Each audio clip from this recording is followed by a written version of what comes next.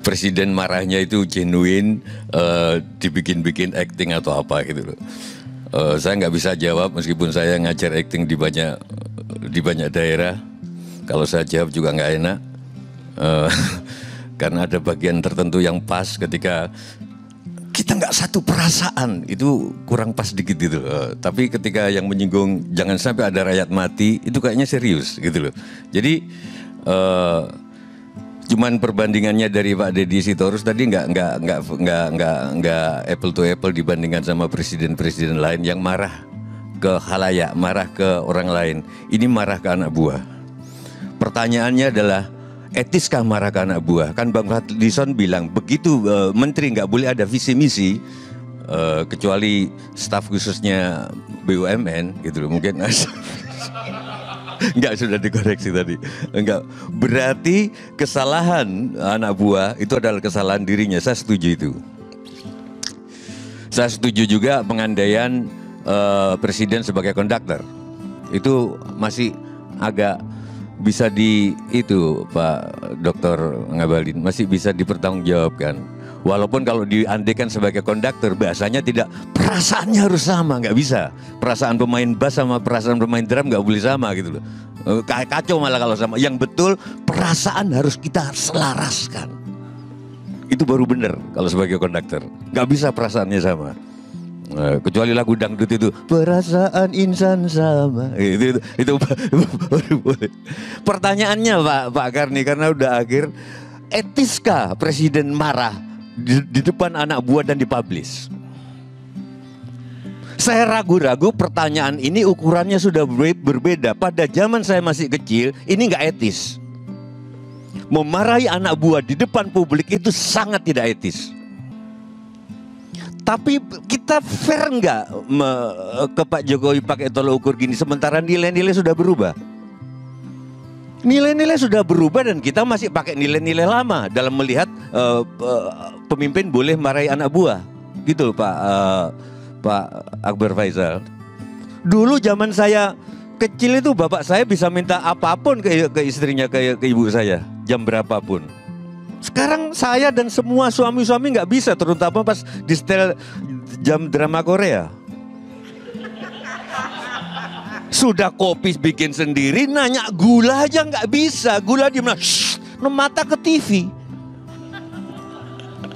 Ayo siapa yang berani pada jam 7 ketika The Word of Marriage diputar di TV, nanya kopi di mana?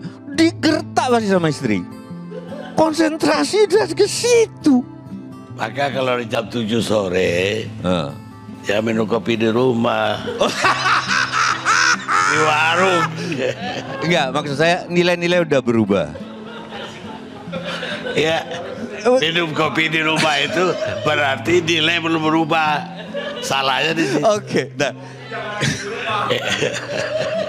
Ketika nilai-nilai berubah, apa kita ini renungan bersama sekaligus untuk pemirsa di rumah, kan tuntutannya apa sih ILC itu nggak ada solusi. Ya, yang bikin solusi ya eksekutif dong. Kita kan cuma wacana-wacana aja. Enggak, ini saya bukannya. Solusinya tadi banyak yang mengusulkan, ya silakan Pak Presiden segera bikin reshuffle. Nah itu nanti dulu solusinya, wacananya sekarang presiden etis nggak, sementara nilai-nilai udah berubah semua. Namanya perguruan tinggi itu Pak Depokan zaman dulu Pak, itu tersembunyi dan nggak ada iklan. Makin sekarang perguruan, bahkan ITB aja ngiklan, UGM ngiklan. Ini gimana coba pendidikan mengiklankan diri?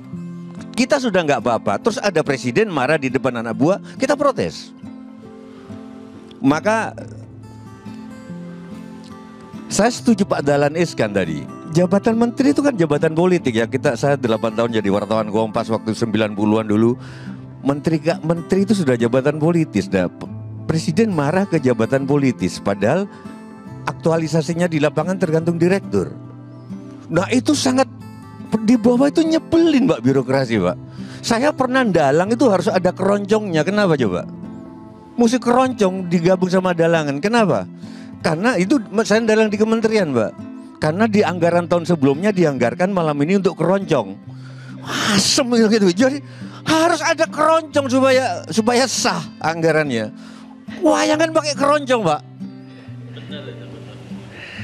Itu aja sih. Jadi gimana pelaksanaannya di bawah? Dan pesan saya untuk Mas Arya, saya setuju dengan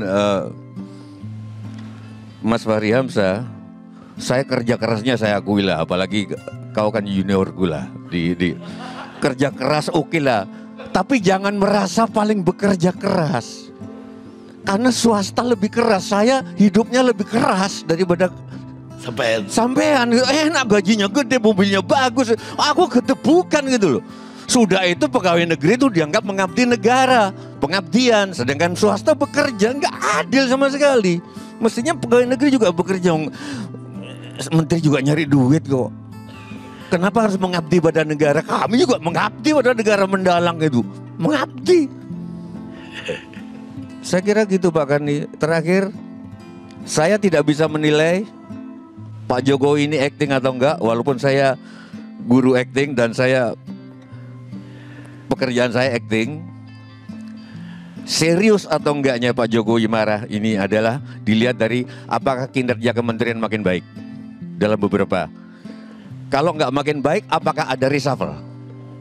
Kalau itu ada, berarti kemarahan tanggal 18 Juni itu kemarahan yang serius. Terima kasih.